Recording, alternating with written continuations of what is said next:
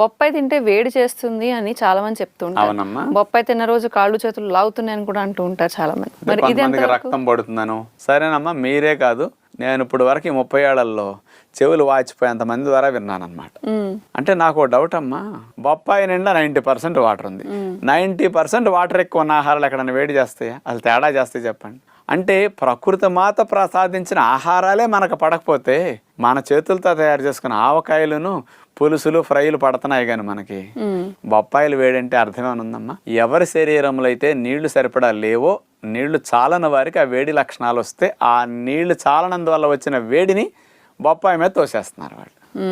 చక్కగా చలవ చేసే మంచి ఫ్రూట్ బొప్పాయి. విన్నారు కదండి, ప్రకృతి విజ్ఞానం ద్వారా అసలు ఈ ప్రకృతి ఎంత అందంగా మన కోసం పోషకాలని కాయల రూపంలో, పండ్ల రూపంలో అమర్చిచ్చిందో మనకు అర్థమవుతుంది.